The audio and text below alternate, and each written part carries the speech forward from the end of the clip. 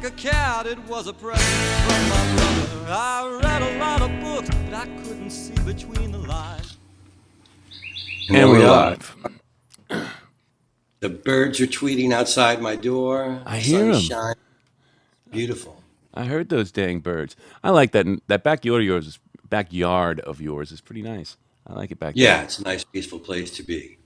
You know, we were talking right before we came on about Led Zeppelin. you asked me about Lord of the Rings. Right. When I never really latched on, and then you made the connection. You said, a lot of Led Zeppelin fans probably like it because it references a lot of Led Zeppelin lyrics, and I said, well, maybe that was the connection because I never liked Led Zeppelin.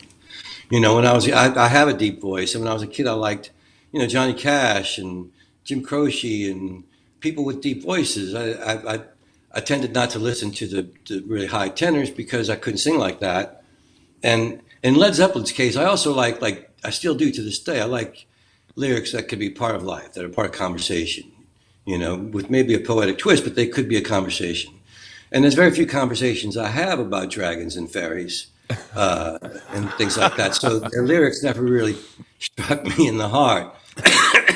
And so, I just never liked them throughout my life. And then in my Cowboy Mouth days, there was a period of about 6 months where Fred and Griff, before every single show, would watch this Led Zeppelin documentary. I guess Song Remains the Same. Maybe it was the name of it or whatever. I don't know what the name of it was. But I'd be in the back drinking beer, strumming guitar, playing some video. And I'd come up front and, man, they'd be transfixed. It would be like it was the first time they were singing it. And it was every single night. And so finally, I would pause and I would stop and I'd go, wow, what a singer. And Griff would look up surprised because he knows I don't like Zeppelin. He'd go, right? And I'd go, yeah, man, how does that Jimmy Page do it? And he'd go, dude, Jimmy Page is a guitar player. I'd go, oh, yeah, right. And I'd go in the back. And the next night I'd come up, sit there, wait a few minutes and go, man, that John Paul Jones can play those drums, huh? And he's the bass player, man. What's wrong with you?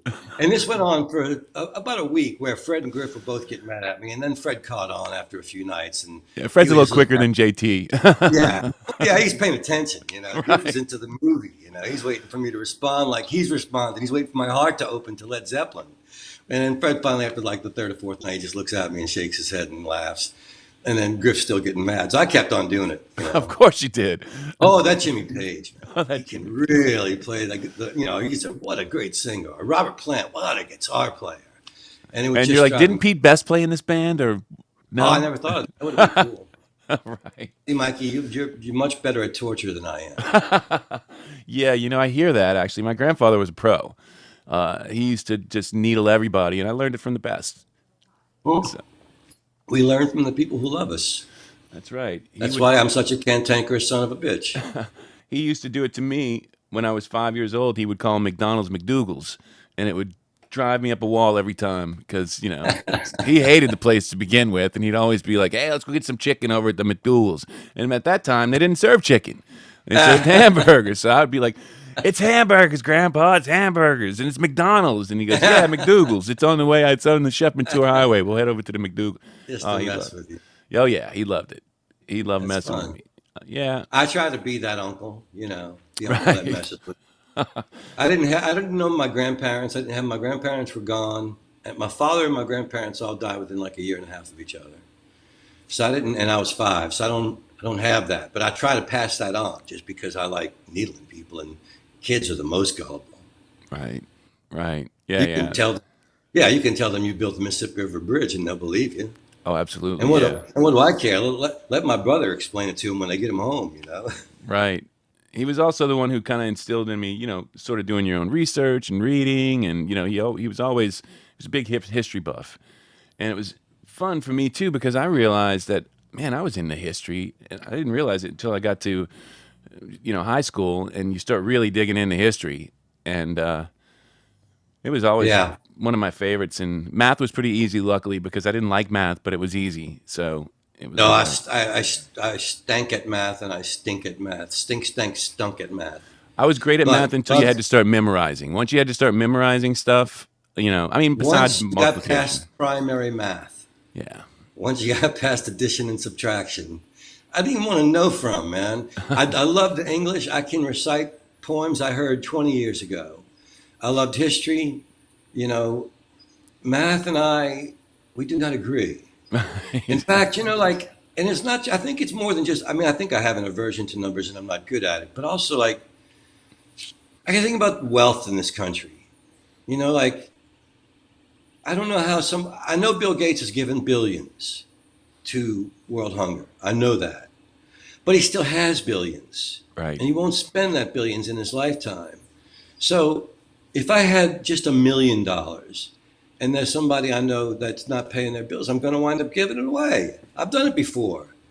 That's probably why I was never had $1 million. The universe was like, nah, he'd be a waste.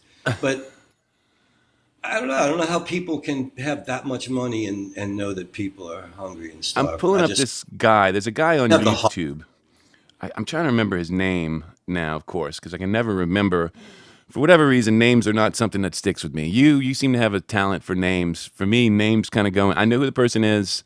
I make my associations, but the name, for whatever reason. It's not so important that it be the right name as long as you say the name with conviction and get on with the point. Is that how you do it? You just kind of say if somebody else wants to do the research and prove you wrong, then God bless them.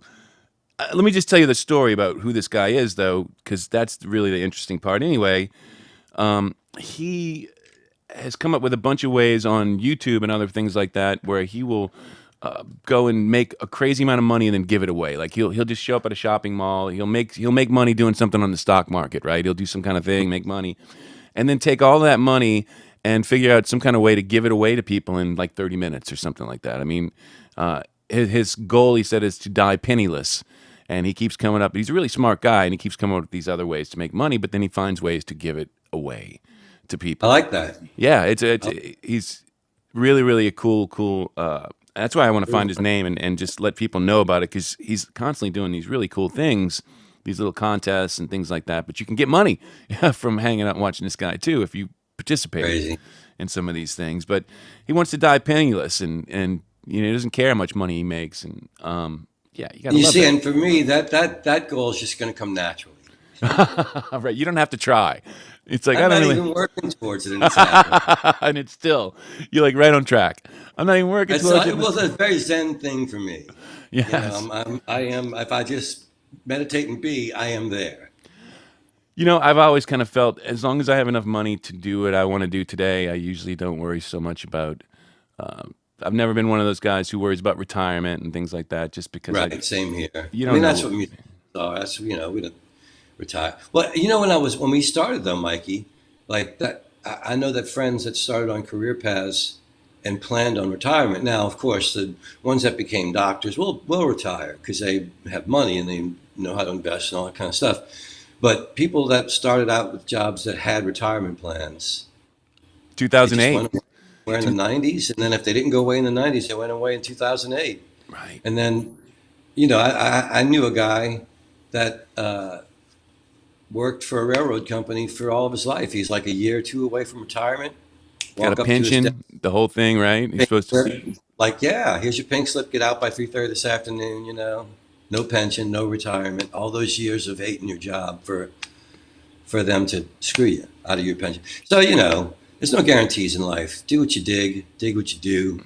Try and figure out the money part.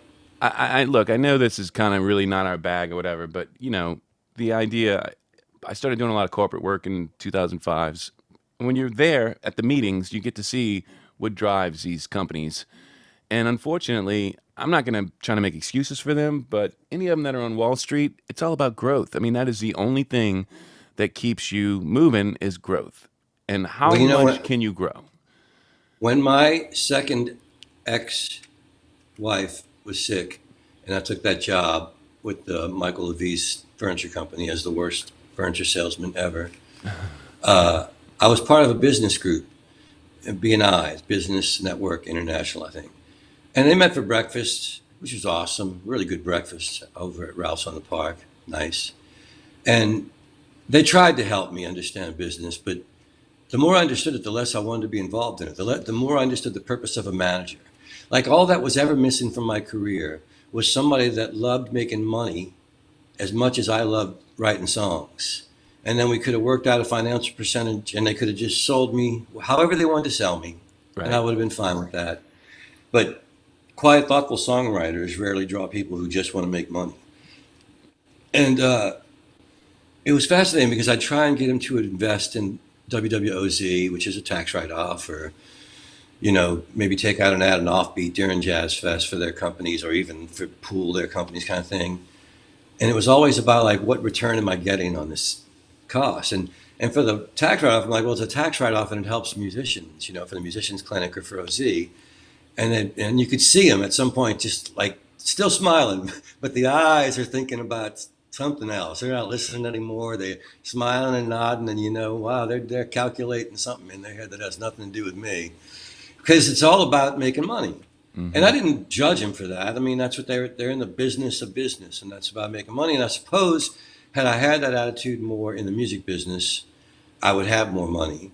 But I always trusted other people to do the business for me. Sometimes that worked, and sometimes that did not work to disastrous proportions.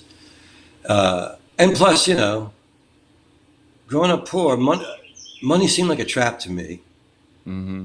It seemed like a trap, and just enough money to get by was always, like you said, enough. Right. As long as I'm working today and I got money coming in.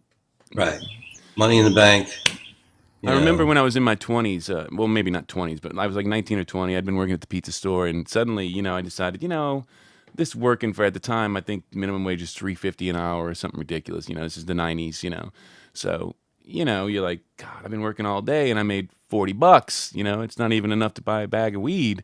So, let's look at something else. So I went and tried my hand at selling cars, and wow, that lasted literally. Yeah. It was after the first day I knew it wasn't for me, but I came in the second day because I was scheduled the Sunday, because it was at that time it was always Saturday and Sundays that you would, the car sales stuff. So all the new guys would show up because everybody be there on Saturday and Sunday, right? So then that's when the new guys come in, and I realized early on that I did not have what it takes to sell this vehicle, even though I didn't know shit about it. I'm supposed to act like I know something about this vehicle, right. And oh yeah, this one just came in. It's a used vehicle. It's, oh my God, the owner changed the oil, and you're supposed to tell all these lies. You don't know any of this stuff, whether any of this stuff's true, but you're supposed to, And I could not look people in the eye and just tell them whatever the hell it took to sell a vehicle. It just wasn't in me. So I wasn't going to be a good salesman. I remember I went to this place on the North Shore when I was selling office furniture. My friend Coleman got me a meeting with this company, and the office manager accused me of trying to hustle her. And I sent her an email laughing, I've been in the business for 2 weeks. Were I to try to hustle you, I would not know how to hustle you or what I was hustling you for. I don't even understand how there could be a hustle involved in this. I'm just selling office furniture, man. I don't know anything. Where's the hustle? Show me. Or maybe your guard's up so much, you must be divorced, is all I could think. Because if your guard's up that fucking much, that some rookie office furniture guy comes in and you immediately feel hustled. Because trust me, I knew less about this than you knew about cars, I promise you. Right. So they're asking you. I briefly worked in the corporate world when I was in my 20s. Lived in New York City, was taking temp jobs to try and make money while I was playing my songs for, almost no money in the village. And so one of the jobs I had was working for Manufacturers Hanover Trust Bank. And I like to consider myself an integral part of today's society because I was an automatic teller demonstrator. Very first automatic teller machines to ever come out were tested in New York for Manufacturers Hanover Trust, and I was hired. Time out. You were hired to show off a technology? And that's a big irony. I understand. Okay, sorry. Okay, I just want to make sure I understood. Very good with a bank card. I'm very, very good with a bank card. I'm a seasoned pro. I got training early on, so we got training on how to use the machine, and then they would station us in banks, at first in Manhattan, but I got so good at the job that I was placed all over Manhattan and sent out to Brooklyn. And then they wanted to send me to the Bronx, and I drew the line. I said, look, I work the island. I went out to Brooklyn once, but I'm a Manhattan guy. And I walked. Anyway, so So they train us, and we go to this crowded bank, and back then it's all bank tellers. So the line's really long, right? And I'd go up to somebody, usually an older person, and say, "Excuse me, but if you let me show you how to use our new automatic teller machine, you won't have to stand in this line." And my immediate response would be, "No, I'm not interested." And I'd go, "Well, it's much faster than waiting for the cashier." "No, I prefer a real person." "Well, if you'll let me show you how to use the machine, I'll give you a free raffle ticket on this giant plastic crayon." Now, back in the late 80s, giant plastic crayons were very in. People had them in their apartments. It was part of the television shows. You saw giant plastic crayons, and everybody wanted them. So I did. And the person would go, "Free?" And I'd go, "Absolutely free." And they'd go, "Can I have 2 raffle tickets?" And I would look around conspiratorially and go, "I tell you what, if you let me show you how to use the machine, I'll give you 3 free tickets on the giant plastic crayon." And boom, Mikey, I had them. Every time I had them. And I got good, man. I was working those people. I was getting those machines flowing. And that's when they tried to send me to the Bronx. And, I said, "I've had a good run here as an automatic teller demonstrator. I feel like I've affected society for generations to come," which clearly I was correct. Obviously. But I don't work the Bronx. No. I don't work the Bronx. Not to I'm mention on those the people island. might hurt you. If they don't like the product, Well, it's like if you're an up-and-coming comic and you're working Caroline's in Manhattan and they send you out to do something in the Bronx or in Jersey, you're like, oh, your manager, you're kind of bummed with them. You're like, "Oh, man, is it good money at least?" right. It was the same money. I'm going to the Bronx for the same money, but I'm not working Manhattan. Where's it going to take my career as an automatic teller demonstrator? I mean, the big money's in Manhattan, the focus, the bright lights, the press. The press. The I press. walk. I forgot one more thing about selling cars. It's kind of interesting. Is I don't know if they do it this nowadays, but you don't get paid unless you sell a car. It is total commission based. Well, I did get a small salary from Michael, fortunately, because, I Well, didn't you're sell. not selling anything, right? You're actually just trying to talk people into using a new product, which is a Oh, little no, no, different. no. There's furniture and desks. Like, they were Oh, real with the salesmen. office furniture, got you right. No, it was an actual company. And Okay, there were actual salesmen that were making actual money for him. I was not one of them. got you. Yeah, I don't I think I sat at sold my a car. desk and felt sorry for myself and ate Ritz crackers and drank his Snapple. It was helpful when I went to go buy a car, to have worked in there because I understood, even being there for 2 days, I knew the game, which you get people that are interested, and then you sit them in an office. It's like an interrogation, right? Like you sit them in the office by themselves while they're talking about, first you get them to like the car. They would do anything to get you to like the car, right? Take it for the night, bring it back tomorrow, just take it. It's all good, anything to get you to fall in love with the car. Show it to the kids. That's step number one. But once you got them in there and you know that they like the car, then it's like divide and conquer. One guy comes in and he's like, "All right, I'm looking at your credit things," and he just does a little sigh and goes, let me see if I can do. I mean, you guys seem like good people. Let me go talk to the manager. And then the manager comes in and he's got to talk to the finance manager. I mean, it's a game, And by the end of the Yeah. game, they're trying to sell you on 30% interest rate or something like that, And it's just you kind of got to know. So you kind of got to walk in and go, "Look, I know what this car's worth." You blue book it. You go in, "All right, I know what this car's worth. I'll give you X for it." Have your financing already worked out. I mean, if you really want to buy a car, it really is the way you have to do it. You got to get your financing somewhere else. Walk in.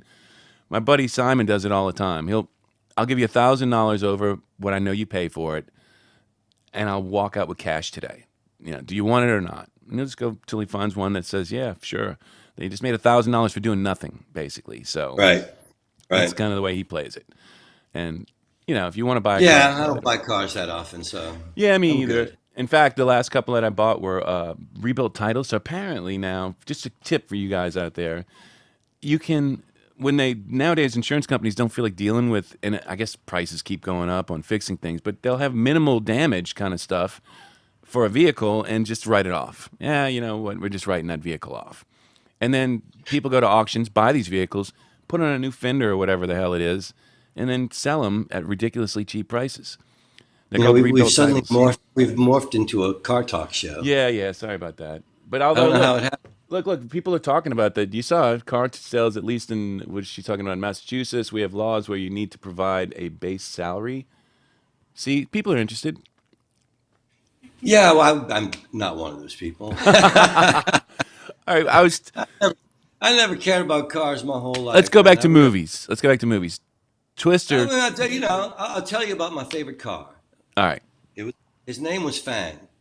Oh, you named He him. was a 19. Yeah, he had, well, because he had hit a parking embankment and his front license plate had bent down into like a snaggletooth, so he looked like he had a fang. That's And awesome. he was a 1966 Impala.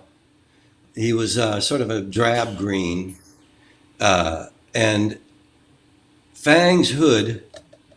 I bought him used, and this is like 19 probably 79. I bought Fang for $100 used, 1966 Impala with 200,000 miles on him, and he had been in a wreck, and the front hood had been replaced, but they hadn't put the springs back on the hood to hold it down, and the lock on the hood didn't match the new hood they bought, so you had to tie it on with a rope. So when you got up to like a high speed with Fang, the hood would kind of lift up a little bit because he's only tied on by the rope in the front. And also the guy had gotten in a wreck, so Fang didn't have any grill work. You could see straight through to the radiator, and the light headlights had been damaged to the holders, and so they were hanging on by the wires, and they kind of bounced around, at night. So the headlights would be like, all over the place when you're riding at night, and the hood would be bouncing. And Sounds like a party. yeah, and then we were playing a gig at the Strawberry Festival. This is actually when this. Okay, the springs were still there. This is why I wound up with no springs. We were playing a gig at Strawberry Festival, and we had fueled up to go to Hammond. Big ride back then, going all the way to Hammond for a All the way to gig. Hammond, yeah. I'm 19, 20 years old, going to Hammond for a gig, man. So It's an hour away. an hour away. So we still had the springs, but we had stopped for gas, and whoever put oil in, because Fang always needed oil. That was like a standard. If you were putting gas in, you had to put oil in. It forgot to tie the rope. Oh, And we were on the Manchac Pass of the interstate, just over swamp, cruising towards Hammond. And all of a sudden, the hood starts vibrating and it pops up and smashes into the windshield. I still can remember, like I was leaning forward, looking at the scenery of the bayou in the swamp, and glass sprinkles were on my nose. And I think my friend John Herbert was driving and just calmly stuck his head out the window because he couldn't see with the hood. And he took us to the side of the bridge. We're over the swamp. And it's me and him and my friend Bobby Stevens, and we're on our way to this gig, and the hood is bent. So we try to like bend it back down so we can continue, and it won't, bend back into place because it's smashed on the roof of the car. And so Bobby, had tools with him because he's that kind of guy, and he takes the hood off, and we just throw it into the swamp because we're not going to leave it on the side of the road. It's a danger. We throw it into the swamp, and we continue on to Hammond, now with no hood, a completely shattered windshield. The lights are dangling, and there's no grill work, and both of the sides of the car bashed in.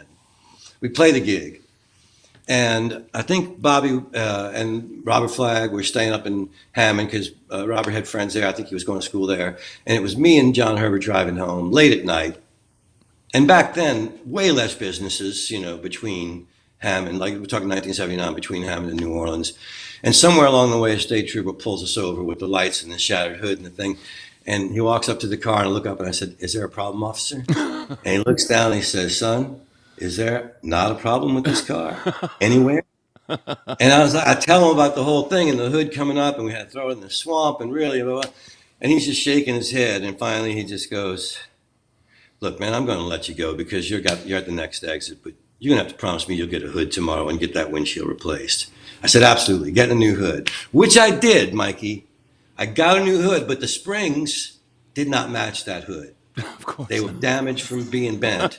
That's the hood that had to be just tied on in the front. And would sometimes at high speeds, it would kind of on the back just sort of float. And we had gone to see a Star Wars movie at the lakeside, I think The Empire Strikes Back. And once again, whoever put the oil in forgot to tie the hood. Now, I'm not saying it wasn't me, but I didn't always put the oil in. My friends knew it had to be done. Somebody would jump up on it if I was fueling up. And we're leaving, we're on the interstate, and we're talking about how cool the special effects were in the movie. And all of a sudden, Fang's hood starts rattling, and then he's not tied down. he lifts off like a freaking stormtrooper and just flies off the car onto the interstate. Oh my God! And you're And we hoping you saw didn't him kill get anybody. we saw him get nicked by a van. This van hit like the corner of him and bent him, and he wound up against the embankment. Thank God the Fang did. And we just got off at the next exit and took back streets home. Man, like Fang almost got us arrested again. I had a car that did that. Remember the bridge on Paris Road that would go to Chalmette?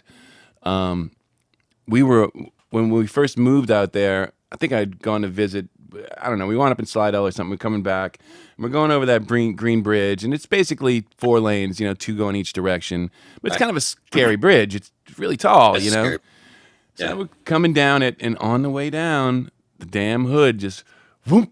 And yes, I remember that feeling of just like, holy ghost. And, you know, so you're just trying to go straight, and you're trying to look out the window, and there's people Yeah. going. You just want to get off the bridge. You know, can't stop Yeah. here. And anyway, I do remember it was almost like the hood wrapped around the top, right? Because at that point, now your hood, there's no getting it back down. Like you said, there's just, it's so bent or whatever. I mean, even if you could tie it down, it's like, Right. you know, forget it. So you're on We the side kind of of the road. lost.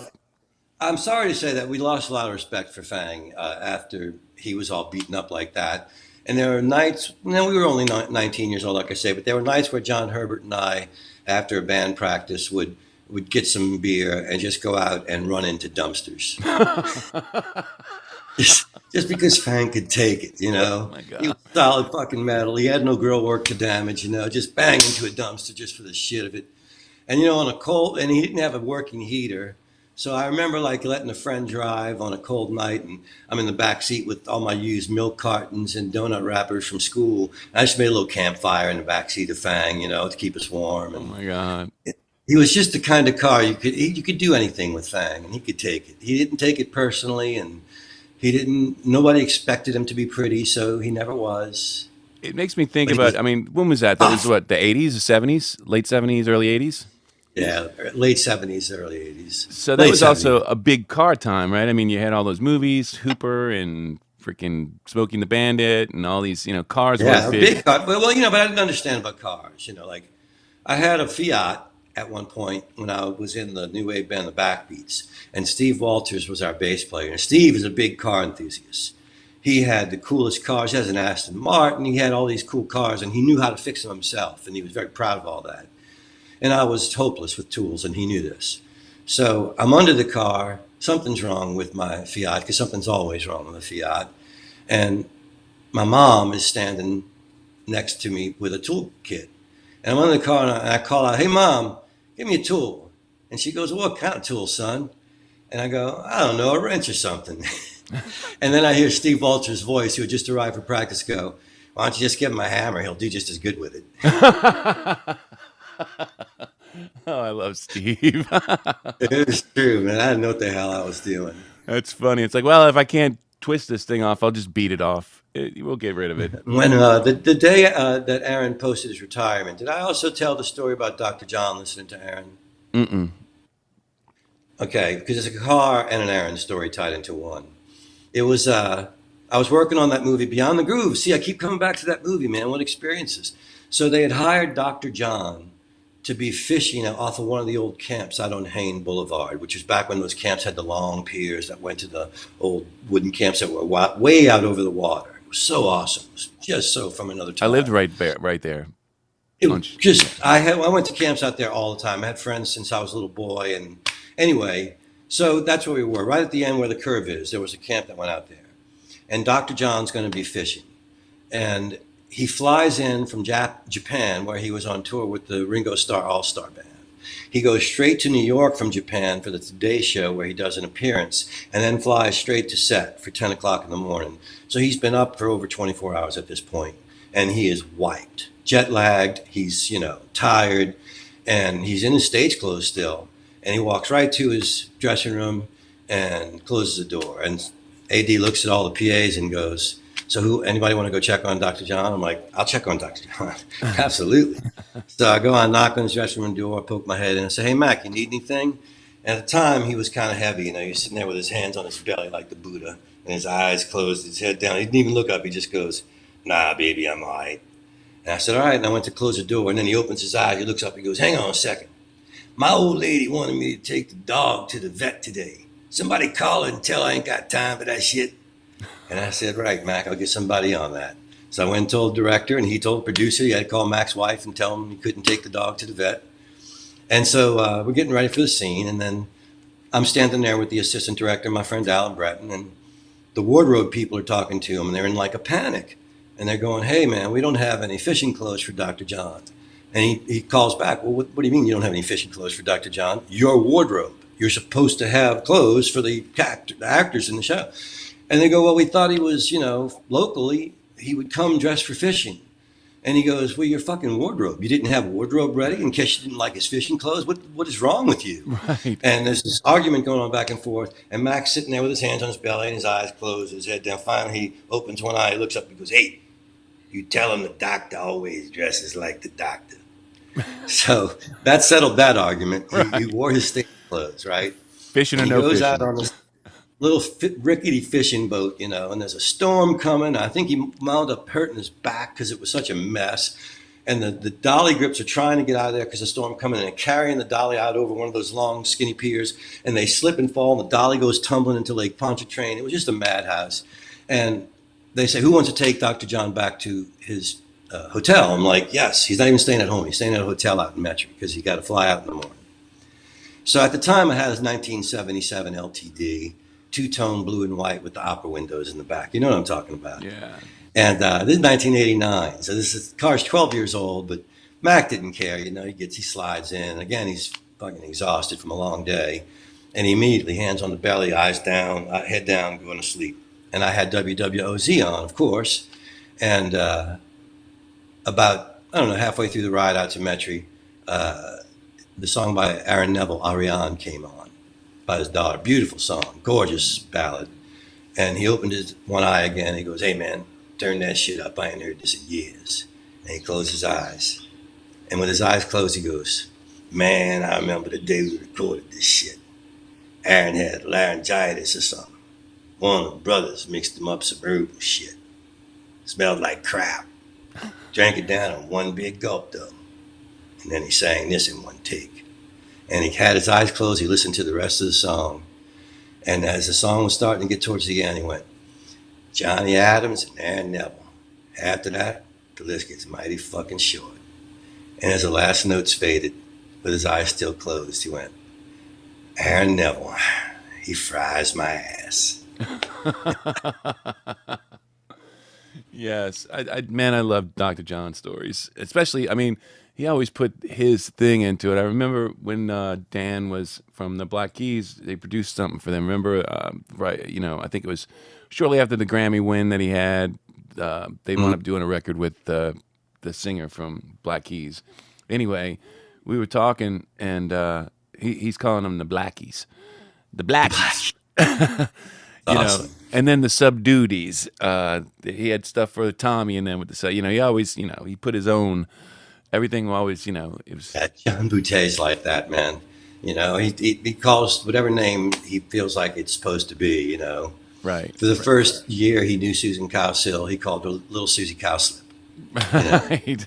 Susan never got mad. She just hugged him and she laughed. I taught him that song American Tune that he recorded by Paul Simon. And I'd say the first 24 times we performed it together, he introduced it as a song by Paul Sanderson. Right. It's just, and everybody's like, "Sanderson, who is that?" Oh, that's a great song. Yeah, it's like an old time New Orleans thing is to mispronounce the names, and Yeah. he just did. Just He called the but guy. they He met the mispronounce it actor, with style. That's the thing. It was like he met the actor Esai Morales, and he kept calling him Ellis Marsalis. yes, Elias Marsalis. kicks. It's just funny like that. And oh my, don't get me started on Boutté stories. Oh, I There was one jazz fest where the Black Crows were in town. They wanted to hear him play, and somebody said, "You got to go, DBA." Well, they get to DBA, and John's just finished his set because he was doing a 7 to 9 set, and they got there at 9 thinking he's going to be starting. So he's in the dressing room, and the manager comes back and he goes, "Hey man, you want to come out and just do a few more?" The Black Crows showed up and they really want to hear you sing. And he went, the black who? And he said, the Black Crows. He said, tell the motherfuckers to be on time. Right, right, exactly. Don't It's give a like fuck. I get paid to sing. You know, they got some money. Um, Right, give me some money, I'll come out and sing a few more songs for you. But right, come right. on, this is a business. This is a business, and I'm in He business. just, he just wasn't impressed that it was the Black Crow. It's Of like, I course. did my set, man. Tell the Black Crows to get here on time. Shit. Yeah, we've told Tired. those stories before about artists or whatever are here, and actually, the funny thing is sometimes you'll run into ones in Maple Leaf, right? I mean, if you ever did frequent Maple Leaf, especially 1, 2 in the morning, there was movie stars in there all the freaking time, right? I mean, it was just like if they were filming something in town, those guys were hanging out the Maple Leaf, Funny. and nobody gave them.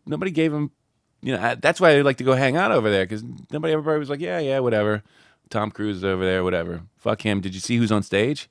You know, that kind Right, of, it's that right. kind of thing. So I But always that thought it was, was, you're talking pre-Katrina vibe, though. yes, that is, you're right. I don't know what things are like. A lot of people from elsewhere moved to town, Right. and the New Orleans vibe was altered. It was still cool, but it was altered, and the famous people couldn't just walk the streets with people that with it's a big easy city care for God, man. We used to be like, that's so and so. I saw so and so. Why didn't you tell me? It's like I didn't think you'd care, kind of thing.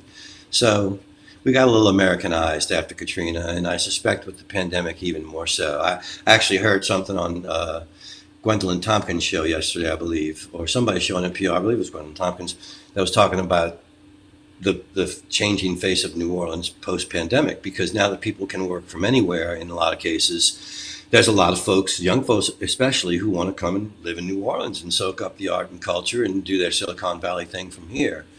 And so that's great, but they were talking on the show about how it's changed people's taste in restaurants because Mhm. people from other parts of the country don't want to eat New Orleans food every day. It's Well, heavy. then don't live here. Right. Don't live here. Right. You can live anywhere. Go live someplace that has the food you want. Don't come and change the food and the architecture and the vibe. Don't come and say that move into a great neighborhood and then say that, oh, wow, there's music in this neighborhood too late at night. Well, yeah, that's the cool thing about New Orleans.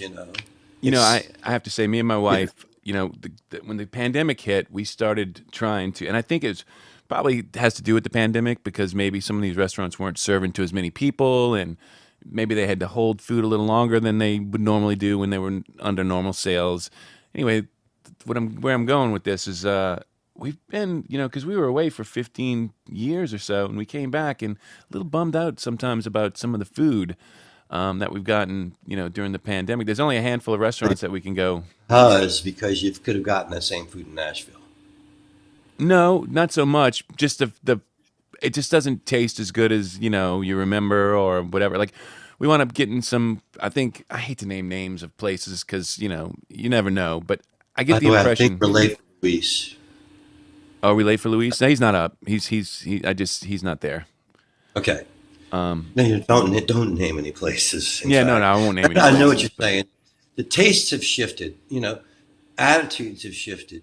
It's an odd thing as a lifelong New Orleanian to watch different generations of people who moved here claiming that they know more about New Orleans in this generation than that generation. You know, one of my favorite pet peeves is around Mardi Gras when people start posting. It's not Mardi Gras season; it's Carnival season. That Mardi Gras is only one day. You're not supposed to say Happy Mardi Gras. You're supposed to say Happy Carnival. I'm like, man, I check when I see somebody posting that. I check to see where they're from because I know they're not from here. right, I right. never heard anybody see each other at a parade and go Happy Carnival. No, I no. mean, once in a while you might hear that, but Happy Mardi Gras is what people say, and And we all call it this Mardi stuff. Gras. Like you're right. I mean, the whole 4, 6 weeks, whatever it is, it's all Mardi Gras. It doesn't. My friend Ricky Gernhauser's father, Mr. Gernhauser, yelled at the floats, "Hey, Mardi Gras!" To this day, that's what I yell at the floats. Hey, Mardi Gras! I'm not Right, yelling about Fat Tuesday. I'm just yelling about the season. right. Anyway, so we've been a little Americanized, and I You know, kind of my learned to the accept one that I it learned because that, some that of my best friends are American. I was going to say one of the things that drove me crazy is I've actually seen some complaining about saying that the Mardi Gras Indians have somehow appropriated Indian culture. I read this article or something like that. I had to stop reading the article because I was so angry. Oh my God, that article would have made me crazy. You know the one I'm talking Mardi Gras about? Then it's just like culture. it's what are you what? That's like that's somebody from somewhere else who had got a degree and felt like they had to state an opinion. Right. Is that what that was? Yeah, I You know, assume do a so. I little mean, freaking research on the Mardi Gras Indians and why they dress like that. right. You know, And the fact that they it's actually were an with real Indians. homage. Right. It's an homage to the Indian culture because the blacks were not allowed to mask at Mardi Gras. You see, the only white people were allowed to wear costumes at Mardi Gras. So the African American people adopted the Indian look and claimed to be of Indian heritage so that they would be allowed to mask at Mardi Gras. And they chose the Indian culture because the Indians had been abused by the white man as well, and their culture had been shut down as well. So it was a homage, an honor to the Indian culture, and a shield for their own culture. They could go out and say, "No, I'm not masking. I'm honoring my tribe." You Right. know. Right. So But you're right. The ridiculousness of this appropriation kind of thing. Not to mention, it used to not be called appropriation. It used to, like you said, it used to be sort of it was in. Hey, man, the reason I do this is because I actually like that culture, and I'm trying to show my respect you for know, that culture. we're here. And by the way, where did that guy come from who wrote the article? Was he a Native American, and did he have the right to claim any No, kind he of wasn't. ownership? No, he wasn't Native American. He Right. probably was of European descent, which means that his ancestors appropriated the whole fucking country from the Indians. Right. Now, which one do you think they resent more? Right. The one that stole their country or the one that dresses like them to honor their own oppression? Right. No. Right. I'm with you 100%. Some of these nuts. Hey, The look whole who's. thing, here's a problem with young, educated people, Mikey, is that they know things that they see on the internet and in books. I just went to another doctor, okay? Now, the young ENT doctor didn't see anything, two endoscopies. I go to somebody, he walks in, he's around my age, maybe a little younger, but he's around my age. I can tell he's an older doctor. Bang, I know, I like older doctors. You're not going to be looking shit up on the internet because you've seen it before, you know? And you won't be prescribing Zoloft. Look it up on the internet and go, you probably want Zoloft. So he didn't. He did an endoscopy with a resident from Tulane accompanying him and saw the spasms, not just in my larynx, but in my palate. My face was spasming as he was examining me, small little twitches. He's like, are you feeling that? And I'm like, no. He goes, you have several spasms going off right now. And then he spotted the one in my larynx and diagnosed spasmodic dystonia. So I have an actual neurological problem that hopefully can be solved with Botox injections in my throat we talked about. But at least I know now, after seeing young doctors that looked up on the internet and went, well, I'll put you on Zoloft. They'll maybe make this thing go away. I know now. And so if the treatment works, great. I go back to singing and great. And if not, then okay. Because Right. that's just the way the chips fell for me. And that's okay because that's this life is all about loss, accepting loss with some kind of grace. And if you can't accept loss with some kind of grace, you're going to have a hell of a time dying. So I'm keeping my fingers crossed. And if anybody out there believes in the power of prayer or blessings or sending positive thoughts, I shall take them and hope that getting jugged in the neck will give me my singing voice back. If nothing else, my neck is going to look fantastic. Yeah, I'm about to have some treatments too. I'm going to walk around like this a lot, Mikey. I'm the Just same gonna as see you. me- I'm like hoping that I'm gonna get, I'm hoping that this next round of treatments is finally gonna get me out of this stupid bandage I wear 24 hours a day. I do see Luis has shown up. Luis is here. It's Should time I, for the let's superhero review bring- of Chicago Lou. Let's bring him And up. There he is.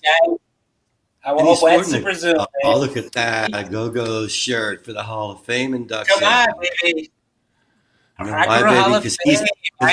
he's got the beat. He's got the beat. I wish I had any kind of rhythm, though. I'll tell you that much.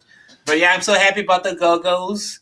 One of my fave bands. Happy And yeah, Gina Shock, and, Gina Shock, who's in the Go-Go's, she was a drummer, was in a band Yep. with Vance DeGeneres after she left the Go-Go's called House of Shock. And they covered a Shock. song I wrote with Vance called Walk in My Sleep. And I got a third of that writing credit. She changed some of the lyrics, and Vance called me. He says, "You mind getting a third instead of half?" And I said, "Well, a third of something's better than a half of nothing." And that song ain't made me nothing in the last 5 years, so go ahead. And they put it on her album. It got used in Jodie Foster's movie, The Accused, and I still get money for it. Wow. So I freaking love Gina Shock, and I'm glad she's in the Hall of Fame. Nice. I mean, they actually showed her. They actually showed that in the Go-Go's documentary on Showtime, and they showed my song. You want not your song, but they showed the School of Shock group, and they showed a picture of Vance DeGeneres. And I said, "Get the fuck out!" I had to rewind it. I'm like, is that Vance? Oh shit, it is Vance DeGeneres. I have to watch the documentary now. Vance is in the documentary. Well, and he just a picture of him, just a picture of him in the School of Shock. Oh, he's right? So pretty in that picture. Yeah, their little group shot, their promo shot. He was pretty. Yeah, he was so young in Hollywood looking with all the right makeup. Oh yeah, so I was in shock, and I was like, man, that's more that I learned just from watching that documentary. So yeah, and the Sox are in first, and the Cubs are on not. It's been a pretty decent weekend for me. So well, I don't know that we talk baseball on this show, Luis. I know, but that ranks up to what politics and religion. So well, we don't have a baseball team here, but I do understand for Chicago, baseball and of course basketball, big, right? Big. Oh, we're a sports town, right? We're like all of my I have friends that are big Cubs fans, and so he's only bringing up the White Sox to offend my Cubs fans friends. Although I have to say, Will Byington has never tuned into our show, so I'm thinking, and Nunu only tunes in once in a while. I'm thinking I could start splitting my allegiances, Luis. That's Chicago being a sports town. We follow whoever's in first, right? So it's hard. I mean, everybody's a Bears fan come winter, right? But the way they perform, it's like, ugh. But we won't even get into that.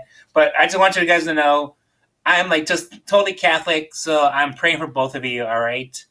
Paul, especially for your voice. And I just wanted to bring up real quick with Christopher Joseph being here on Wednesday. That was a great show. I would have been crying if I was on that show with you guys. I mean, honestly, I met him in 2018 with you in New Orleans, right? Had him like as a Facebook friend for the longest time. Saw what he went through, and honestly, when my family went through, I wanted to give him a hug in 2018. When I barely met the man, but I wanted to give him a hug, but I'm like, you're gonna make this weird. He's gonna, whatever. So I just couldn't do it. But, good luck. I mean, I'm so happy for him as well. And somebody had posted out there being funny. Does Christopher Joseph have a question for the superhero review? And in my opinion, Chris is a superhero, man. I mean, that guy, just everything he's gone through, everything he's doing. I mean, I just wanted to give a quick shout out to Chris because that man's amazing to me. So nice, Luis. That's all I wanted to say before we start the carnage of what we're going to talk about a little. It's going to be carnage.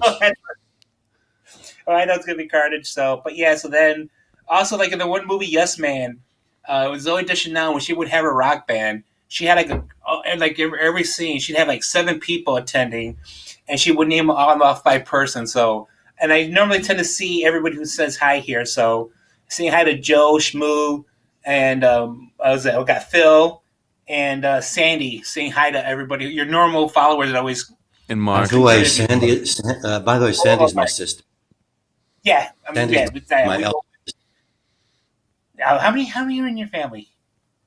5 brothers and 5 sisters. Yeah, okay, that's cool. I mean, there were 6 of us. I mean, and that's when my parents owned a TV, so I was like shocked. Catholics, and you got 11. You got 2 Catholics, and you got 6 kids. We had 11 kids. And honestly, if my father believed in prophylactics, I would have never been born. I'm pretty sure of that. But that's we're going far off. As John Lennon once said, I'm pretty sure I was born out of a bottle of booze on a Saturday night. Right. That would have been awesome. Yeah. So anyway, talking about stuff before we get into the heavy carnage here. Mike, did you see Jupiter's Legacy? Or I did. What'd you think of it? I liked it. I mean, it was interesting. They asked, basically the whole thing, the theme of it is they're asking whether or not superheroes should be able to kill in self-defense, right? That's the theme. So it's an interesting. I heard it didn't do very well, unfortunately. So there may not be a season 2, but who knows? Well, because it was ranked number 1 on that whole Netflix ranking stuff. Right, so I'm gonna check it. I'm still. I just got into WandaVision, so I haven't gotten to Oh, it here yet. it comes. We're to start it. We're going to start off one of. I was trying to Okay, well, ease no, into we're not starting. We're not starting with WandaVision. We're starting positive. We're starting with right. how well the entire Marvel series played out. Okay, Captain Marvel, it got off wait, to a slow start, I thought, but once Captain Marvel kicks into gear, it's as good as any of them. It's a great movie. And then Endgame, it was fantastic, except for Iron Man dying, bummed me out. But really, really great movie and a great way to wrap it all up, and then bring in the new characters as now. Okay, so I've seen the Winter Soldier and I've seen the Endgame. I know about the people turning into dust and then turning back from dust into people. So Mhm. I just started season episode 4 of WandaVision, and I saw that the dusting was happening, but it was right when Allison was getting home from work, and I had to turn it off. I'm gonna have to start that episode over. The first 3 episodes were fucking painful, man. I mean, fucking excruciating. I was playing chess just to get through the episodes. It was like watching a Saturday Night Live skit. I'm waiting for somebody to beat somebody up or something to happen for these two people with superpowers to have some point to be in a 50s sitcom. Instead, I'm watching a Saturday Night Live version of Rob and Laura Petrie or Bewitched, and then it turns into the Brady Bunch, and then I'm like, what the fuck? As you Right. said, at 3 episodes in, you might be what the fuck. Oh, I was what the fuck, and I'm still what the fuck, because the fourth one I can see some shit start to happen. It took you 4 fucking episodes to make something happen. This isn't Phil Collins coming in the air. Right. Give me the drum beat early, man. Right. I think I think the mistake they made with WandaVision was trying to spread it out so far, turn it into Oh my 9 episodes when god. it really didn't need to be. And you're right, and not a lot happens. It's most of it is they're playing with that thing of, let's Not do in good Seinfeld way either. right, You know. right. And Well, I mean, what ends up happening is it all gets explained towards the end, Oh, right? It all explains towards the end. You know what I mean? Yeah, I know. Yeah, Mark. Season episode 4 is where they start to explain everything in WandaVision. then why didn't they just start with that before? Yeah, I dude, it agree was with Why even did you. more they painful start when you're there? doing it week to week and you're like going, okay, let's start having something go on, guys. Oh man, Well, I yeah, couldn't have 'cause- watched it week to week. I would have been out by episode 2. Would have well, been see, like, all right. Disney did the first 2 episodes the first week That's right. because they knew that first one sucked. They knew that first Yeah, one it didn't sucked. help. It didn't help. Watching it because you told me watch it the first 2 back to back. That might help you get to the third one. It almost canceled the whole thing. Right. So, I mean, that fourth one. So you saw the part with the blip, right, where everybody going to dust and everything. That was cool. I was That like, was oh, that was hard, man. That was hard. I mean, when they first showed anything like that was in the Spider-Man movie, where everybody just came back from the blip, right? So, if you haven't seen the Spider-Man movies, eventually check them out. They'll eventually be on Disney Plus. But I mean, and this Oh, one had a sorry. this one had a very painful blip where she was blipped out of 5 years, and 5 years ago, Yeah. her mom was going to go through cancer treatment. And it was just like it just hit in the gut. You know what I mean? It was Yeah. like, wow, that changed the whole tone of this whole TV show. You know, Yeah, with how serious. that was a tragic and an interesting twist. And that's when the show really got interesting at that point, because at first it's people coming back and you're thinking, oh, this is great. People are coming back that were gone. You don't think about that moment. You Right, don't think about the change that took place while you were gone. Mm-hmm. right. So yeah, that was. I mean, that part. I mean, from episode 4 going forward, and you saw Darcy came in back from Thor, right? The Yeah, sidekick. I like that. Funny. She's funny. She was great. You had the agent from. We haven't even talked about the Ant-Man movies. How great Paul Rudd is with those things. Oh yeah, he's so great in everything he does. But he's a great knucklehead in these movies. He's impressed by being with the superheroes. It's so much fun. Right. That's what I would be. I mean, shit, man. If I was working side by side with Cap, dude, just talking with you guys, I'm like, in awe, right? So, I mean, working with Captain America, shit, I'd be the same way, right? So then you have the I agent. love the way they made. I love the way they turned Captain America into an old man at the end of Endgame. Yeah. Right. That was Yeah, cool. He made the time jump, but he came back his proper age. Really, Right, that right. was pretty awesome. because they told him, yeah, you should live your life, and that's what he did. He went back to live his life. In the first Captain America movie, right? He promised. Well, yeah, we could talk about Endgame because we never haven't talked about Endgame. So all the winks that happened throughout the other movies happened in this one, right? So especially since all of they're fresh in your head, Paul, where you had Falcon coming up and saying "Cap to your left," and when he did that Right. to him in the Winter Soldier, I was like, I was that guy in the audience who, went, yeah, I was so psyched for that, man. I was just so psyched when Falcon shows up again, and then of course I lost my shit when Captain America picked up the hammer, Right. It was Mjolnir. right? awesome. Yeah. That was And awesome. because in that Ultron movie, he was able to pick it up. But see, Captain America just has that kind of character that said, "I'm not going to embarrass Thor." See, me Right? and Luis feel differently about that. Like he thinks that Cap like literally didn't pick it up because he wasn't trying. I just don't think he was finished with his journey yet. He's on the path. Obviously, he could see he can move it, but he hadn't quite finished his journey. He had a little further to go. At that point, he was still kind of blindfolded by the government, and so it wasn't until after Civil War when he really took the blindfolds off and said, "You know what? I'm just going to do what's right. I don't care if it's for the United States government or whatever." That's when he finally made Right. the final turn to me. No, But it's always been about his person, right? I mean, the guy who created him always said, "Don't be a good soldier, be a good person." right, What's his name? What's his name's character? Kurt Russell's son. He was a good soldier, right, Right. right? He wasn't a good Right. person.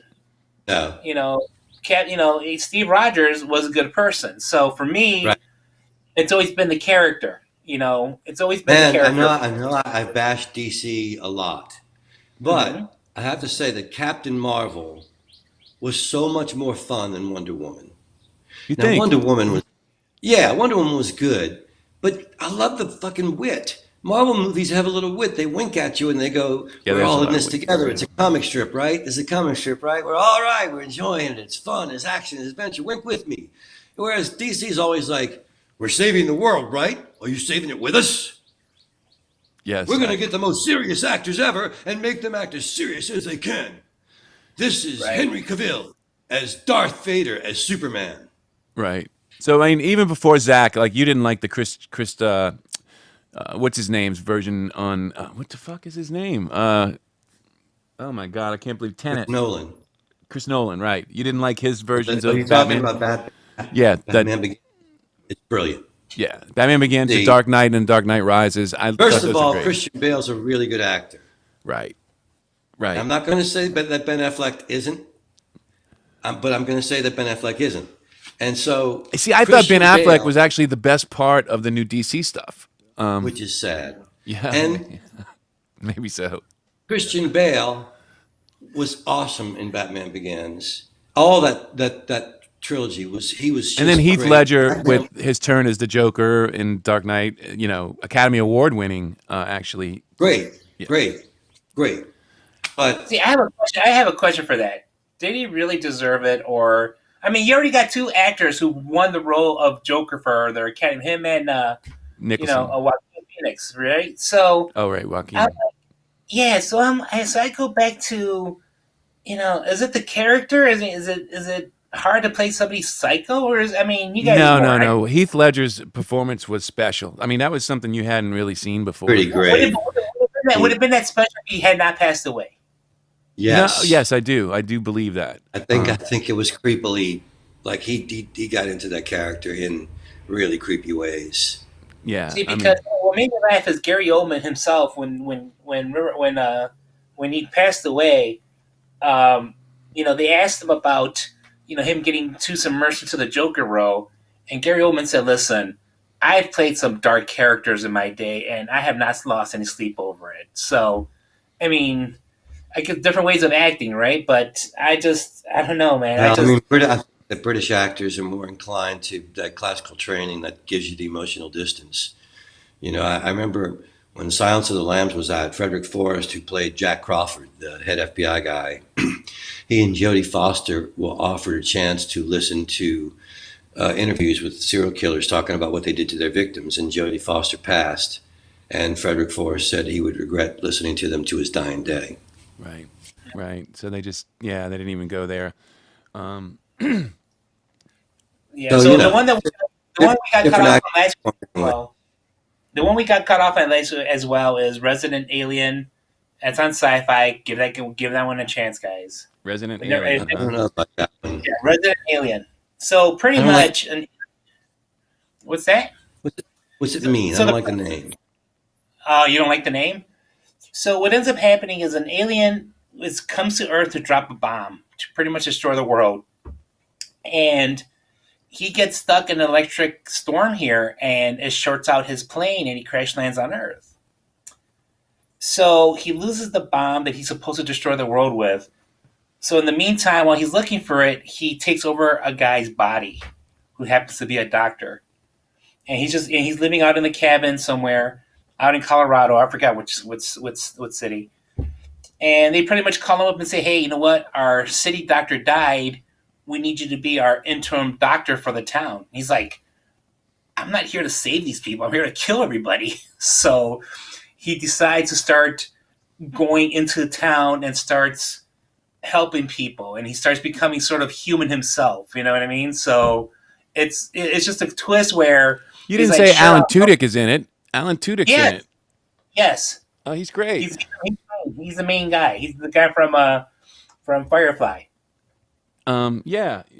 He's from Firefly and a bunch of other. He was the robot in Rogue One. Yes, yeah. I'm trying to think of what some other movies Paul might have remembered Tudyk from. He was in Dodgeball. He was Steve the Pirate in Dodgeball. Right, Steve the Pirate in Dodgeball. That's right. You know, no matter how many movies I do homework on and catch up, you guys just dash ahead of me hand in hand. Movies I never heard of, little in jokes I don't know.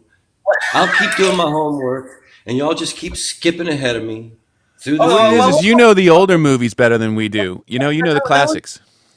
I do know the class. I was surprised I even caught who Falcon and the Snowman was. All right, so that's thank God I knew that. All right, so Well, I You mean, know- young You people know what didn't know I the was thinking class. about the other day was the French Connection. For years was known as the best car chase in a movie until in the 90s it became like every movie had a freaking car chase in it. Still a great car chase and a great movie. The French Connection. Yeah, Yeah, and it's Gene Hackman, right? yeah. Gene. And I love Gene Hackman. Talk about the energy from that guy. He's like such a. They say that he great. really is that way. Like he'll kick your ass. Like, they were saying he loved to get in fights. There was some stories in one of I think the Last Train Robbery or some other thing, and he was out with the writer, and they went drinking. And this guy just looked at him kind of funny and said something, and Gene Hackman was up ready to go kick this guy's ass. He's just, let's go, come on. And the writer's like, holy shit, we're in the middle of nowhere, and who knows who this guy knows? We're all gonna get our asses kicked, Gene Hackman, nope, that's it. You couldn't get away with that shit. Paul, have you seen the Deadpool movies at all? Yeah. You like him? Okay, because they're on, Yeah, they're I on like Hulu. By the way, if you ever saw Blade Trinity, that's the beginning of his Deadpool character. I saw an interview with Ryan Reynolds where he talked about how hard it worked to bring the Deadpool to the screen. Like Yes. one of the reasons he even played the Green Hornet was to make enough money and get enough cachet that he could get financing to do Deadpool, because it was his dream for like 15 years or something to do Green that. Lantern, Green Lantern, not Green Hornet. Yeah, Green Lantern. Green Lantern, right? And it was worth it. Deadpool's a really fun, a hardball superhero movie. I had actually read that he was, they had come up with that special effects scene for Deadpool, but that because of Green Lantern, Deadpool actually was the first time it got sort of sidelined, was based because he picked up the Green Lantern role. And he kept on picking on Green Lantern in the Deadpool movie, which made me laugh. Of course. And by the way, who had a lot to do with that movie again was the guy from Sony who ran Fox for all those years and kept trying to fuck up the X-Men. The guy hated the X-Men franchise. He didn't understand it. Now the guy runs Sony with Amy Pascal. Actually, I think Amy Pascal has moved on, and she's now just doing Spider-Man. But anyway, this guy is, oh my God, he was a clown. he was, whenever there was bad changes to movies that, kind of killed them, this guy was probably the guy who thought of the change to the movie. And I don't get why the X-Men's so hard to get. I mean, the X-Men's about racism. Right. It came out in the mid '60s, and Stan Lee was running out of ideas on how characters came up with their powers. Right? You had Spider-Man written by Radioactive Spider. You have Hulk by Gamma Bomb, and Stan Lee was running out of ideas. See, what Stan Lee one time said, everybody's origin was scientific. He goes, I don't know what a gamma bomb was, but it sounded cool. So he just started running out of ideas, and he goes, what if these characters are just born this way? And, and that's pretty much, you're born black, you're born brown, you're born this, you're born that, and you have to pretty much, from there, deal with what you have. And, the X-Men always deal with hate. People hate them just for being born that way. So I don't know what was so hard to get, because it's a universal language to me, being hated just for being you, So I don't know. I mean, I don't know what this person was on, or where they just couldn't make that concept work, because it's there, and it's a very, they even said it in the movie one time. Have you tried not being a mutant? It's like when somebody says, have you tried not to be gay? Have you tried not to be this way? It just, I don't get it. They had so much to work with, and I hope Disney capitalizes on that now that It's they got Tom the Rathman. It was his name. Oh, I can't remember. I'm looking it up right now, but if you ever hear this guy's name, if he's involved, something's fucked up. Rothman. Okay. It's Tom Rothman. Yeah, And he got in trouble when Sony actually had all the hacks. I don't know if you remember that, but when they were coming out with a movie called The Interview with about the North Korean, so the Koreans were pissed off, and they actually did the big Sony hack Right. and turned over all that stuff, and it was just a huge embarrassment for them. And that's when we first heard about the Marvel stuff, though, because all of that stuff was in those emails about them putting Spider-Man back into the MCU and stuff. And so all of a sudden, everybody has to deal with that. It's like, oh my God, now we got to deal with this thing. And we weren't going to plan. We weren't saying nothing about it. It was behind the door. So in a lot of ways, it probably is the reason it happened, because you even saw when Sony tried to take Spider-Man away, there was such a fan outcry that they want to make it. Because everybody started giving Tom, I forgot his name, Tom Holland shit at Comic Cons, right? That has nothing to do with him, right? Yeah, exactly. But Tom Holland goes back to Sony and saying, "What the fuck, dude? He called him. He had the one drunken night. He admitted he called Sony, and I think he pretty much said, listen, if you guys don't straighten this out, I'm walking." And Sony's like, no, don't do that. We'll work our shit out with Marvel. And that's when everything came back. This past week, they released the trailer for the new Carnage movie with Venom. Woody Right? Harrelson, another movie for him. Yes. And that guy's just everywhere. I know. And I sent you guys a link where Anthony Mackie wants a Captain America parade in New Orleans. Oh, really? Nice. I would be okay. I don't know whose house I'm staying at with either one of you, but You're coming down for that, huh? dude, we're dressing up. We even have to wear Captain America shirts or some shit. I'd be so down for that. We could even do like a live another cup of coffee from the parade. That would be. Oh, that'd be great, awesome. with the parade in the background. While we're just doing it on the street. Yeah, dude. When I heard that, I sent you guys a link right away. I'm like, this would be so awesome. I would do this in a heartbeat. A Captain America parade. You see red, white, and blue everywhere, and Howard Mackie in the freaking center with it. Dude, that would rock my world, man. You want to hear a funny like- Hollywood story? Like Paul will understand this one. So, well, not that you wouldn't, Luis, but the guy Andrew Garfield. I'm sorry. What I meant is Paul tells all these stories that are so similar to this. Is really what. I'm messing with you. So, Andrew Garfield, right? He did the Spider-Man in between Tobey Maguire and the new kid. The reason that they didn't make a third movie with him isn't what you think. I mean, the box office didn't do what they wanted and all that stuff. But the main reason he got outed was because he didn't make a birthday party for one of the senior executives for his daughter. Wow. And he was supposed to be down there for this thing, and he wasn't feeling up to it. And he's like, do I really have to do this? And so he pulled out at the last minute, and oh boy, that was the guy was like, I don't want this. We're not doing another movie with this guy. Screw this guy. I don't care if he is Spider-Man, And I'm honest with you, I mean, as much as the movies weren't that great, at the time, in my opinion, he was a much better Spider-Man than Tobey Maguire was. I feel the same way. But You this know? kid, Tom Holland, is Yeah, the yeah. Spider-Man. The kid's better, but But at the time, before Tom Holland ever showed up, I mean, they had this one episode, they had this one scene in the Spider-Man movie where this one bad guy pulls out a knife and Spider-Man drops onto the ground and goes, "Oh, my greatest weakness, a knife." That's just Spider-Man, That just copied that was one of the things essence- I thought they missed in the first early Spider-Mans. Was one of the things I loved about the comic was he was funny. He was always cracking jokes. Everything was always fun. Everything's a joke. Right. One time Wolverine asked him, he goes, "Do you ever stop cracking jokes?" And Spider-Man goes, "If I think of it, if I wasn't laughing, I'd be crying." So that's just his coping mechanism is boom, boom, boom. Everything's always witty. When he's Peter Parker, when he's Peter Parker, Tobey Maguire's just so dry. Everything, no jokes fell for him. Right. And Spider-Man's supposed to be a very humorous persona when he's Spider-Man. Serious as shit when he's Peter Parker, but he lets his hair down, so to speak, when he's Spider-Man. Right. So Right. Tobey Maguire didn't have that. I mean, what helped the movie was just Sam Raimi making his movies the way he makes his movies, right? But Yeah, he's great. but when it comes to humor, Tobey Maguire just has a very dry.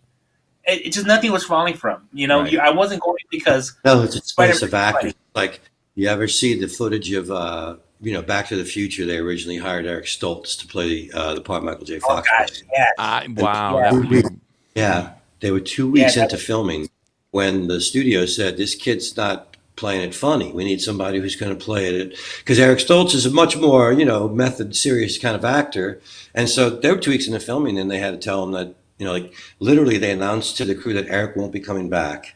right. And we're going to start from day one with Michael tomorrow, and everybody try and, keep your spirits up kind of thing. And I saw the footage, and I think Eric Stoltz is a great actor. Easy to see when you see the footage why Michael J. Fox was going to be a better choice. Right. He's funny. He's got. By the way, I just saw something that the guy we mentioned earlier, Long, Justice, is that his name? Anyway, the kid who did all the commercials for Mac in the early days. Justin Long. Yeah. Justin Long, right? Yeah, Justin Long, yeah. He actually, Michael J. Fox was one of his heroes, and they show this bit where he's actually doing the stammering from Back to the Future in one of his roles. That's and funny. they actually showed it back to back with the new role and the other thing, and oh my God, he's doing Michael J. Fox, and he admitted it openly. He goes, "This is my Michael J. Fox thing. It was just right for the character," and he was a huge fan, and he's just stammering like Michael J. Fox in that movie. I just thought it was kind of funny and cool, and these guys, everything is stolen: music, acting, everybody's. It's the best. It's the best imitation, right? The best form of flattery. Did any of you guys ever see The King of Comedy? Paul, you might have seen The King of Comedy, the Scorsese movie Of with course. De Niro. Yeah. Robert De Niro. Joker really is a very, very close take on that. It's sort of a modern day approach to that story. I can see that. Yeah. I mean, Which is probably why I think they used. Which I think that's probably why they used Robert De Niro as the talk Right. show host in the movie. Yeah. right, because he was actually the Joker character in the original movie, but Did you know that the Clash are in that movie? no, I didn't. There's a scene where he's walking down the street and there's some punks huddled around a dumpster, and he walks by. It's a Clash. It's just a scene. It's just them standing there. Wow. Today's their anniversary for Combat Rock. I read today. So Nice. I saw them on tour for that at the Warehouse in New Orleans. Lee Dorsey opened. By the It's way, I pretty just awesome. saw Runaway Jury. I don't know if you guys saw that movie. It had me on my Gene Hackman trip. But there's a scene when he's in his apartment, and there's a Normals poster in his apartment. That's awesome. Yeah, I saw it That's just awesome. when I watched it yesterday. I was like, oh, look. It's good. They really did a good No. job in that movie of capturing New Orleans. Sonia Tetlow was in college when they were making Runaway Jury, and she was down the French Quarter, just walking, having a drink, and she saw a crowd, and she's just like, "Oh, I wonder what's going on down this way." And she walks right into and nearly bumps into Julia Roberts, and they're like, "Cut! Who was that?" What was the Who's girl's this name? one? Julia It's Roberts this wasn't thing. actually in that one. I'm trying to remember. Maybe it was Pelican Brief. Yeah. Runaway Jury. no, yeah, no, it was I'm thinking Rachel of, Weisz. I'm thinking Rachel of- Weisz was Runaway Jury. Yeah, I'm thinking of the other one that she did. Pelican New Brief, Orleans probably. thing. Sam Shepard. Huh? Pelican Brief, probably. Pelican Brief. Yeah, that's what I was thinking of. Yeah, another good movie actually. One of the Grisham Yeah. movies. And But Mike, I gotta tell you, like I said earlier, Mike, I'm we impressed. went over it. I'm impressed how you could like read a book over the weekend, dude. I wish I could do those. Man. Like when you heard your last, I read a book over the weekend. I was like, Scooby Doo. I'm like, what the, dude. Like I had got into Harry Potter because of an ex girlfriend who was a teacher, and I couldn't read the books. I get all the books on CD, just so I could get like. All right, sweetie. I can't read this shit, so I would have it on at work or something, just to get laid. Because hey, Harry Potter, babe, let's go. You know what I mean? Honestly, I wish I was a reader like you guys. I really wish I was a reader. Oh my gosh, perfect. That's a great way to end today's show. Yeah, that's a good one. Yeah, it was a great one. Great fun today, fellas. yes. All right, well, you guys. Oh yeah, and a shout out to Tom Jackson going through surgery today. Thanks, Joe. So praying for him too, man. So let me know. Yeah, blessings and prayers. Yes, Tom blessings and prayers. Yeah, blessings and prayer for sure, man. Well, you guys take it easy. Oh, you know what? Last thing, since we are ACOC, we should get like an ACDC. I mean, you should get an ACDC. Oh, that's a good idea. You know, a line, within that font. Yeah. AC, ACOC. Yeah, then they'll sue us. I hope so. It's a font. Put us on the map, man. Put us on the map. Hey, I would love to be sued. Any publicity is good publicity, right? That's right. It doesn't matter what they're saying as long as they're talking about you, right? That's what I'm talking about. Oh, gosh. All right, guys. You guys take it easy. Thank you, guys. Just real quick. Next week we got Chris Finney coming on Wednesday, and Monday. I guess I'll read another book over the weekend. I've already started. So, what's your title for Chris? Music. We'll continue. Wait, tell me again, Paul. That is Chris's title, Music Business Guru. Yeah, right. He's professor, music business guru, kind of, the new day and age of how to make money in the music business. And I'm going to be listening. I need to know. Yeah, maybe take some notes on this one, right? We have to. And Paul will finish WandaVision. We'll finish WandaVision next week. Oh, my maybe. God. I don't even know if he can get through it at this point. No, they say season 4, episode 4 gets better. So here I am, ready for better, because I've seen the worst. Listen, it doesn't get much better. I'm just going to tell you. It's sadly. But we'll talk about it next week. We'll talk about it real next quickly. Can I give a quick disclaimer about WandaVision? Now, the guy who wrote it, they were really affected by the pandemic, and they were kind of in the middle, and they had to start and stop. And I don't want to make excuses for them, but they did come up against a lot of stuff with the pandemic that made them change. I'm so not inspired to finish this now, but I will for Luis. Yes. All right. Thanks, guys. I'll see you on Monday, right, Mike. guys. We can talk about he's not here. Yes. You guys have fun this weekend. It's a beautiful weekend. Try not to get too hot. I think the weather's done. So we're gonna get rain tomorrow, so forget that. All right, guys. You take it easy. see you. Bye.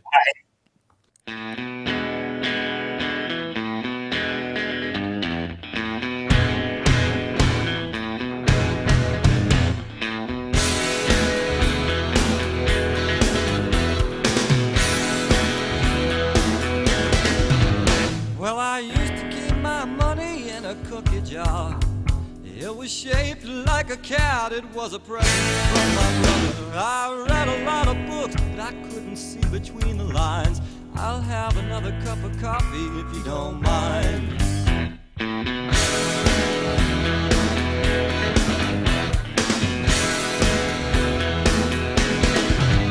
Well, her hair is as black as an alleyway, and it used to be red, and it used to be blonde.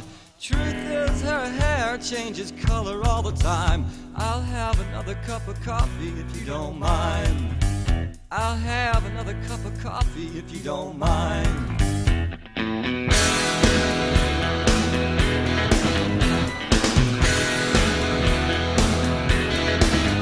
Well, I'm staring at her shoulder, but it's not what I see when I hear two fellas fighting in the booth across from me. So I wipe away the ashes from an empty counter seat, and I wished I wasn't homesick, I wish I was asleep.